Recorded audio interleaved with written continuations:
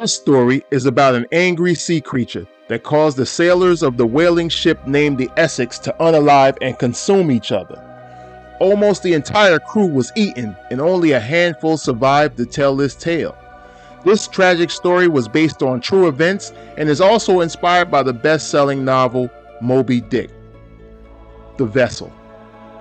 In the year 1821 was an American whaling ship named the Essex, which was launched out of America in the coastal city of Nantucket, Maine. The Essex became the center of controversy during its time, and it was nicknamed the Cannibal Ship for good reason. The ship was a mid-sized vessel that regularly carried about 21 crew members across the ocean, with enough supplies to typically last for no less than 6 months, but as long as a year at a time before returning to port. For 20 years, the ship operated successfully. The crew would hunt, capture, and then unalive dozens of whales for their blubber, which was used to make candles and/or machine oil at the time. Because the journey was so long and dangerous, whenever the ship did return to port, the captain found it extremely difficult to staff the ship with personnel, and every new season became more challenging than the last. Between the unpredictability of extreme weather events, sicknesses, or serious injuries, shipping on any size vessel was dangerous, but a mid-sized boat could be more of a death sentence. This deterred many sailors from tempting fate and repeating trips on board the Essex. Crewman Samuel. Which brings this story to a young man named Samuel. Samuel was 16 years old and felt he didn't need education to see the world, so he dropped out of school. Since he was really young, he dreamed of exploring the world and seeing different countries, meeting new people, and witnessing for himself their unique lifestyles. Samuel was willing to work on anyone's ship in order to pay his way to make this happen. Most ship operators were not looking for anyone standing at 5'4" and weighing less than 10.5 stones due to the heavy manual labor required to maintain and operate a ship. So every day for weeks, Samuel would visit the Nantucket docks in order to inquire about any job openings. In each case, he was turned down. Not allowing this to deter him, he continued on his quest until he met a young man by the name of George. George, who was initially minding his own business, overheard Samuel at the shipyard asking a stranger about some of the fascinating places he had visited during his many years at sea. George was able to hear in Samuel's inquisitive tone that he was a captivated audience and was really interested in all of the stories that this man had to offer. George was also able to see that the strange man had fabricated some of the stories about different countries that he claimed to have visited. George, who looked about every bit of 20 years old, was actually 29 and happened to be ship captain for the Essex for several years now. Not being able to stomach any more of the stranger's lies to Samuel, George interrupted the stranger during the middle of his story and began to ask Samuel about himself. Samuel explained that he was looking for a job on a ship so that he can travel the world. Captain George, who was having problems finding a crew for his ship, offered Samuel a job. Before George could finish explaining what the job pays, Samuel accepted his offer. Within the next few days, the captain was able to find a full staff. The journey. In order to ship off at the projected time, Captain George found himself hiring a diverse crew of men. The crew consisted of 13 young Caucasian men and boys, all under the age of 29, and 7 black men who were all slaves that varied in ages up to 60 years old. Although the black men had no option to leave the crew, they were given some freedoms which were more preferable than working on the land. The relatively small ship set sail into the Atlantic Ocean with plans to head towards Europe and down the coast of Africa in search of packs of sperm whales. Just several days into their journey, the ship was hit by a large squall. For those who don't know what a squall is, an extremely strong gust of wind that comes with no warning. In many cases, it's strong enough to push a ship over on its side, causing it to take on lots of water, then eventually sink. This is exactly what happened to the Essex. Water was filling up the boat, but with this tricky maneuver of having all hands move to the opposite side of the boat, and using the wind sails to push the ship up, this crew was resourceful enough to get the ship upright again so they could continue on their journey. Samuel, who had never seen a ship do anything like this before, began to question choosing such a small boat to cross a huge ocean. Now having a newfound respect for his crewmates, Samuel wanted to prove to Captain George that he was an asset to the crew, so he monitored all of the captain's movements. For instance, whenever the captain instructed anyone to complete an assignment, Samuel would stand at attention and loudly nominate himself to handle the task. This went on all day, every day, which got him easily despised by some of the other crew members. Thomas, the cabin boy, at only 14 years old, was the captain's personal assistant and the youngest person on the ship, and he made his discontent obvious. Although many of the crew members didn't seem fond of Samuel's ambition, many of those Caucasian crew members were closer to Thomas's age, and they considered him a friend. Richard, who was a black slave nearing 60 years old and from New York, was considered as the wise senior to all the crew members, black and white. He explained in his broken English New York accent that the two boys will have enough time ahead of them to become bona fide enemies over the next year and didn't have to do it all in one night. Most of the black crew members unanimously broke out in loud laughter, and then the white crew members did the same. The Voodoo Curse.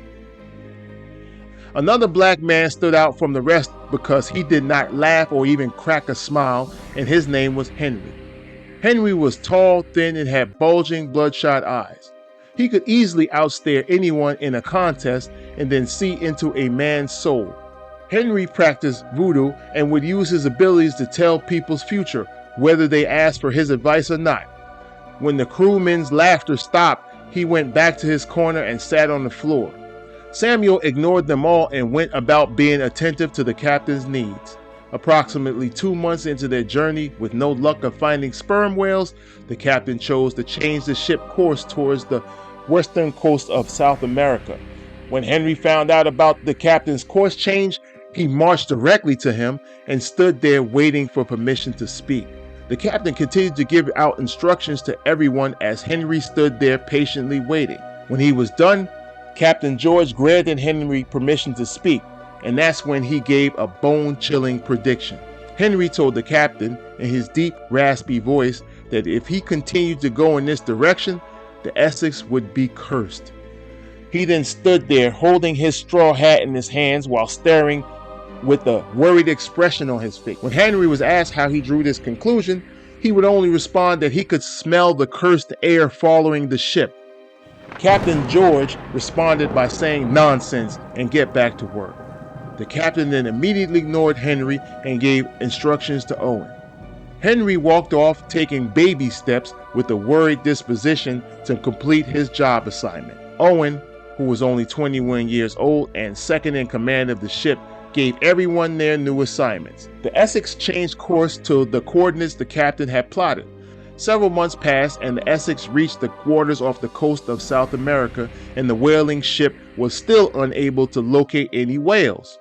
They continued onward, heading in the southerly direction and then around the Horn of South America. The waters near the Horn are known to be much more treacherous, unpredictable, and more vast, but Captain George believed that he would have the best opportunity for hunting in those waters. But fate had other plans for the Essex. The sky was clear, and due to the heavy winds and strong currents, the captain was forced to head north off the western coast of South America. Samuel and his fantasies had no intentions of spending so much time on a ship. Samuel was tired of passing all of these countries, but was unable to meet any new people or exciting new lands. The escape. The crewmen felt just as restless as Samuel and wanted some rest and relaxation time. The Essex finally stumbled upon a flock of sperm whales off the coast of Peru. The crew immediately unloaded the 3 rowboats and harpoons to go after the whales. After several days of constant hunting, the crew was able to fillet over 450 pounds of whale hide. Captain George decided to have the ship steered towards the country of Ecuador for resupplying. Henry escapes from the Essex during its docking in Ecuador. Before sneaking off the ship, Henry attempted to recruit others to follow him in order to save their lives, but none would listen. This escape probably saved his own life because the crew had no idea about the curse that would fall upon them. Captain George was angry due to losing a slave, loss of manpower, which in turn endangers the entire ship. The captain yelled at the rest of the slave crew members and threatened to unalive all of them if another one of them planned to escape. Captain George made sure that everyone was able to see the whites of his eyes to show how crazy he could become. The captain then pulled out his pistol, cocked it, and randomly pointed it at several crew members. The first mate had never seen his friend the captain this angry before, nor did any of the slaves. Sinking of the Essex. First mate Owen was instructed to break the ship from dock and steer the Essex westward towards the center of the Pacific Ocean. Several days later, a large sperm whale was seen directly in front of the ship. Crew members were deployed in 3 rowboats in order to harpoon the whale. The rowboats caught up with the whale and stuck it with multiple harpoons. In the meantime, the Essex would follow closely behind the rowboats. The men in rowboats used the harpooned whale to forcibly drag them in their rowboats until it became exhausted. Then the whales were slaughtered by the sailors. Samuel noticed a second uniquely huge sperm whale actually following the Essex during the whole chase. Since he had never seen a whaling ship hunt, Samuel just stood there with his mouth open, amazed at all the activity going on around him. Hearing the men yelling at each other, giving instructions, seeing harpoons being repeatedly launched to take down an animal, and the whale thrashing around in the water after being struck was more than enough to keep Samuel's adrenaline pumping. When the Essex stopped, the whale continued and passed the ship. The whale stopped approximately 300 yards away and began smacking its tail repeatedly on the surface of the water. In the meantime, the men on rowboats were attempting to drag the other unalive whale with ropes back to the Essex so that it can be filleted for its hide. The same uniquely huge whale started to swim erratically. Crewmen described that the whale had swam at full speed directly towards the Essex. When it reached the boat, the whale dove underneath and then circled the ship several times. The Essex was raised several feet out of the water when the huge whale swam under its frame. The crew was terrified and held on to the ship for dear life. Each crewmate screamed out their own individual panic screams as if they were all riding the same wild bronco. Captain George shouted to several of the crewmen to grab spears and spread out along the edges of the ship in order to slay the humongous whale when the very next opportunity arises. Eventually, the whale became exhausted due to exerting so much energy and rested beside the stern of the ship. That's when one of the crewmen took aim at the giant whale with his harpoon, but before attacking, noticed something important. The whale had drifted too close to the ship's rudder. If the crewman had struck the whale, the huge mammal could have disabled the steering mechanism with its huge tail. The boat would become non-steerable, so they refrained from striking the beast. At some point, the whale had got its second wind and swam away from the ship, only to return after a short distance, smashing its head into the hull twice, creating a hole large enough to see the whale's head protruding inside the boat. The whale thrashed from side to side to remove its stuck head out of the wall, eventually removing its head from the Essex. With the large hole in the hull, the ship started taking on water and began to sink. The crew members grabbed as many provisions from the Essex as possible and jumped onto the rowboats. The survivors were forced to choose a direction in which to travel to find safety. Richard, who was the oldest of the black slaves, immediately referenced that he believed that this was the curse that escaped slave Henry spoke of. As soon as this was said, everyone's face on the boat looked immediately spooked. The hunger. Each rowboat crew wanted to go in a different direction. For the entire first day, they just sat there vacillating, discussing what direction they should sail, to arguing about who was at fault for this mess. The 3 closest choices were the Mauritius Islands, which was 1,200 miles away, the Society Islands, which was 2,000 miles away, or head back to the coast of Chile in South America, which was approximately 1,500 miles away. The Marquesas Islands and the Society Islands were believed to be inhabited by cannibals. Captain George suggested that the Society Islands were their safest destination, but the crew of all three boats were not willing to take that chance. Captain George was actually correct. The Society Islands were cannibal-free and were visited regularly by passing ships to replenish their supplies. The crew unanimously chose to head back to the coast of Chile with the hopes of running into other fishing vessels during their journey. This was actually the worst choice of the three. The crew believed that they could rely upon the winds to propel their boats back to shore, but there were none. After a month of traveling at sea, the men had consumed all of their rations and faced starvation and dehydration.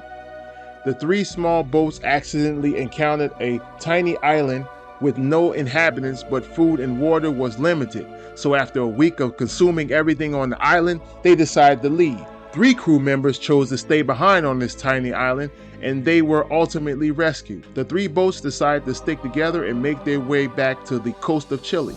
A man named Chase got separated from Captain George's boat and Hendrick's boat. Captain George and Hendrick's boat remained together. Within 2 weeks, 3 crew members died of sickness and their bodies were dumped into the ocean. On Hendrick's boat was a black man by the name of Thomas Lawson that died of sickness, but the crew members decided to keep his body. They butchered it into bite-sized pieces before consuming it raw. Thomas's body was shared between Captain George's boat crew and Hendrick's boat crew, and the food didn't last long. Unfortunately, 2 days later, a man by the name of Charles passed, and within a week, 2 additional men passed, and they were all completely consumed by both boat crews. Another storm struck, and Captain George's boat got separated from Hendrick's boat. On the exact same date and nearly 100 miles north was Chase's boat, which had also completely run out of food. Unlike the other 2 boats, Chase's crew had a moral dilemma that wouldn't allow them to unalive their crew for food. Later, you would see Captain George's boat crew and Hendrick's boat crew eventually allow hunger to justify their actions. The executions. Chase's boat survivors would choose to wait for their crewmates to pass away of natural causes before consuming their flesh. Several months later, a passing ship discovered Hendrick's boat on a deserted island with 4 skeletons in it. 2 of the bodies had signs of knife marks on the bones, which shows that they were possibly used for food, and the other 2 bodies allegedly died of starvation. Hendricks and another had eaten their entire crew on the rowboat before his own passing. Captain George's boat crew members were forced to draw straws and decide who would be sacrificed to feed everyone else. Owens was the first victim. He pulled the shortest straw and Captain George pulled his pistol. As Owen began to plead for his life, Captain immediately shot him in the face, instantly unaliving him. His body was consumed raw by the remaining survivors. 5 days later, another crewman chose the wrong straw and he was sacrificed and consumed. Only the captain and 1 other remained alive on their boat, and they were all ultimately rescued by a passing whaling ship. Rescuing sailors described the survivors as weak skeletons, literally chewing on the dry bones of their deceased crewmates. Several hundred miles away, on Chase's boat, a crewman by the name of Isaac passed, and his body was consumed by the survivors. This would be the last person consumed by Chase's crew because their boat was seen by a passing ship, and the remaining crewmates were saved.